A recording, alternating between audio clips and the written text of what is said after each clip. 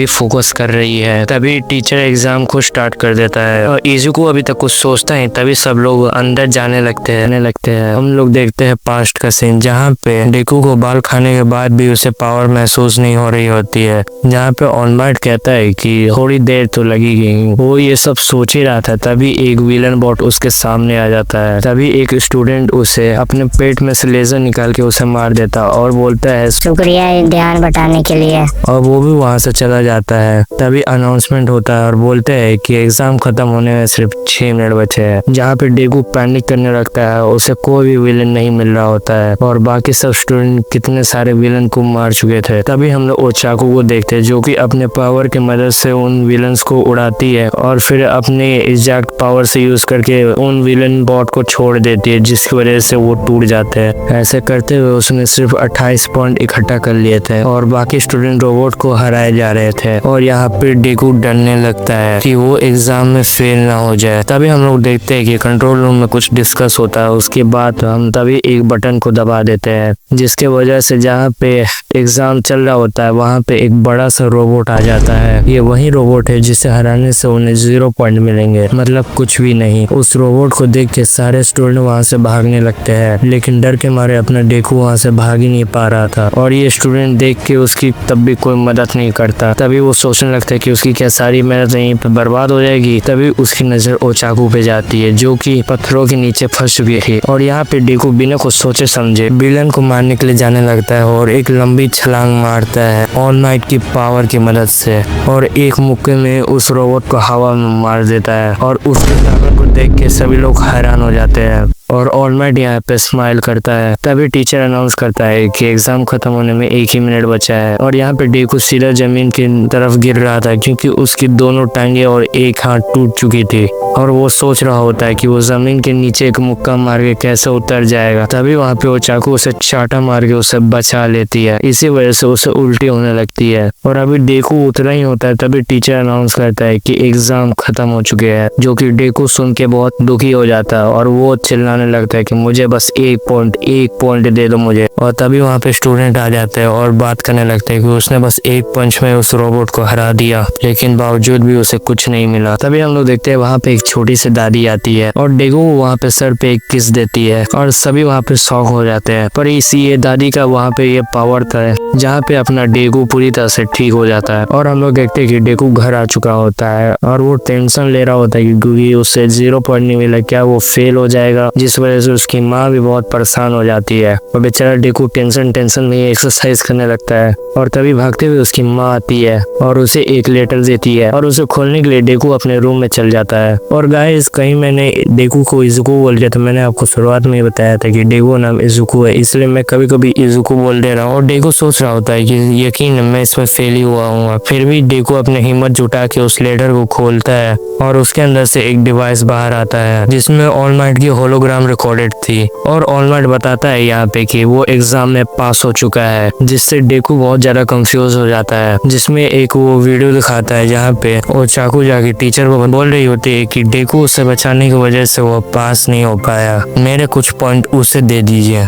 और all might बोल रहा है कि तुम्हारी पास होने की ये वजह नहीं है, इस एग्जाम में रेस्क्यू पॉइंट भी होते हैं, इसी वजह से तुम्हें 60 पॉइंट्स मिले। डेकू, तुम्हें यूआई में तुम्हारा स्वागत है। ये सब देख के डेकू इमोशनल हो जाता है और उसे उसका सपना सच होते हुए दिख रहा था। मैं भी इमोशनल हो गया। और हम लोग देखते हैं कि सारे एग्जाम पाकू वो भी बात कर रहे होते हैं, जहाँ पे वो बिना रेस्क्यू पॉइंट के वो नंबर 1 पे था। और यहाँ पे डेकू उसका बिल्कुल उल्टा है, जहाँ पे उसने एक भी विनर को नहीं मारा, पर वो रेस्क्यू पॉइंट उसके सबसे ज्यादा थे। और जहाँ पे हम लोग देखते हैं कि डेकू ऑल माइट से मिलने जाता है, जहाँ पे ऑल माइट ने डेकू को बुलाया होता है और ऑल माइट कहता है कि वो किसी को नहीं बताए कि मैं तुम्हें ट्रेन कर रहा हूँ। और डेकू यहाँ पे बोलता है कि मेरी बॉडी आपकी ताकत को हैंडल ही नहीं कर पाई, मैं अब क्या करूँ। और ऑल माइट यहाँ पे बोलता है कि मैंने जो अभी तुम्हें दिया है वो सिर्फ छोटी सी एक चिंगारी है, धीरे धीरे एक पूरी मसाल बनने में समय लगेगा, तब तक तुम्हें ट्रेनिंग करनी होगी। और अगले दिन वो यूए हाई में जाता है। कीटा और बाकू वो लड़ रहे होते हैं, तभी अचानक से उसके पीछे चाकू हो जाती है, जिसकी वजह से डेकू का चेहरा लाल हो जाता है। और तभी हम लोग देखते हैं कि स्लिंगिंग बैग में एक आदमी आता है और बोल रहा होता है कि तुम सभी को समय की कदर नहीं है क्या, ये कोई टाइम होता है आने का। और उसे देख के सब कोई डर जाते हैं और वो वो फिर बताता है कि उसका नाम आइसावा है और वो उनका टीचर है। और सुन के ये सभी लोग शॉक हो जाते हैं और वो उनसे कहता है कि यूनिफॉर्म पहन के बाहर आ जाए। जिसके बाद वो सभी लोग ग्राउंड में पहुंच जाते हैं जहाँ पे आइसावा उन्हें सॉफ्ट बॉल थ्रो करने को बोलता है। और सबसे पहले बारी बाकुगो की होती है और बाकुगो यहाँ पे अपनी पावर यूज करके जो बॉल को थ्रो करता है वो 705 मीटर दूर जाती है। और आइसावा कहता है कि ये सब कुछ तुम्हें क्या खेल लग रहा है क्या? यहाँ पे तुम्हारी 3 साल की ट्रेनिंग चलेगी। अगर कोई इस ट्रेनिंग में फेल होता है तो मैं उसे इस स्कूल से निकाल दूंगा। जो सबसे लास्ट में होगा उसे इस स्कूल से निकाल दिया जाएगा। और ये सुन के सभी लोग डर जाते हैं और सबसे ज्यादा डेगू डरा हुआ था। और वहाँ पे उनका पहला टेस्ट होता है जहाँ पे 50 मीटर की रेस होती है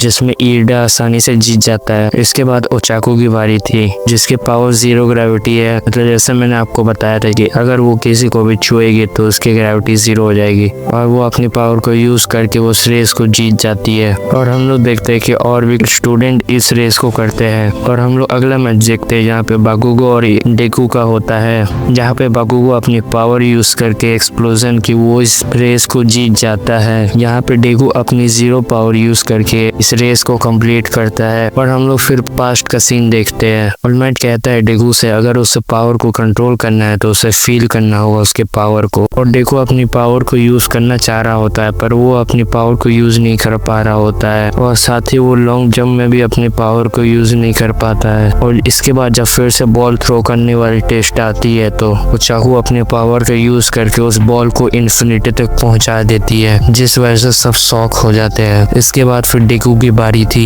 डेकू अपने पावर से उस बॉल को थ्रो करने वाला होता है तभी आइसावा अपनी पावर यूज करता है जिस वजह से वो किसी की भी पावर को टेम्पररी कुछ देर के लिए रोक सकता है। और आइसावा बोलता है कि तुम अपनी पावर को यहाँ पे यूज नहीं कर सकते। और डेकू देख के समझ जाता है कि ये हीरो लेजर हेड है। और फिर आइसावा बोलता है कि अगर तुमने अपना फिर से पावर का यूज किया तो फिर से तुम हड्डी तोड़वा के अपने बैठ जाओगे और इसके आगे का डिसीजन मैं तुम पे छोड़ता हूँ। और फिर इसके बाद डेकू सोचता है। बहुत सोचने के बाद डेकू तैयार हो जाता है बॉल फेंकने के लिए। इसके बाद फिर डेकू अपनी पावर को यूज करते है वो भी एक उंगली में उस बॉल को फेंक देता है जिस वजह से वो बॉल बहुत ज्यादा दूर जाती है। और डेकू बोलता है देखा टीचर, मैंने अपनी हड्डी नहीं तोड़वाई। और हम लोग देखते हैं कि ऑल माइट भी देख रहा होता है और वो खुश हो जाता है डेकू को देख के। और यहाँ पे देखते हैं कि सबसे ज्यादा शौक बाकू को लग रहा होता है क्योंकि सिर्फ वही जानता था कि डेकू के पास कोई ताकत ही नहीं थी और वो अचानक से इतना ताकतवर कैसे हो गया। और यहाँ पे बाकू को गुस्सा हो जाता है और अपने सवाल के जवाब मांगने के लिए डेकू के पास जा रहा होता है। तभी आइसावा बाकू को पकड़ लेते हैं। और फिर सारे टेस्ट खत्म होने के बाद आइसावा सारे स्टूडेंट के रैंक्स दिखाता है जहाँ पे डेकू सबसे नीचे होता है।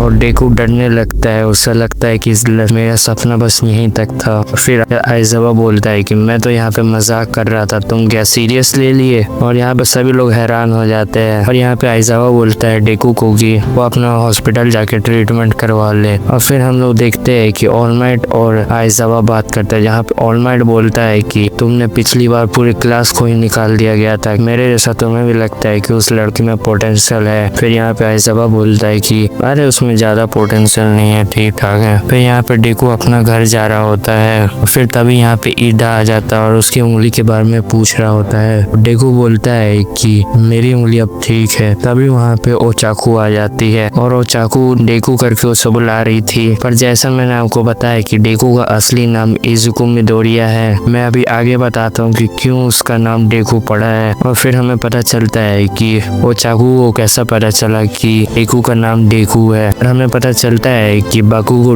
डेकू बुला रहा होता है। इस वजह से ओचाकू भी मिडोरिया को डेकू बुलाती है। डेकू बताता है कि वो मेरा मजाक उड़ाने के लिए वो डेकू बुलाता है मुझे, ये मेरा असली नाम नहीं है। फिर ओचाकू बोलती है कि ये तो नाम बहुत अच्छा लग रहा है, बिल्कुल फैंसी हीरो जैसा। ये सुन के डेकू शर्मा जाता है और बोलता है कि कोई बात नहीं, तुम मुझे डेकू बुला सकते हो। फिर यहाँ पे ईदा बोलता है कि अभी तुमने तो बोला था कि बाकू को मेरे को मजाक उड़ाने के लिए बुलाता था। और वो लोग घर चल जाते हैं। और गाइस आज के लिए इतना ही, क्योंकि मेरे एग्जाम चल रहे हैं इस वजह से मेरे को वीडियो छोटी बनानी पड़ रही है। Thanks for watching, like and subscribe कर देना।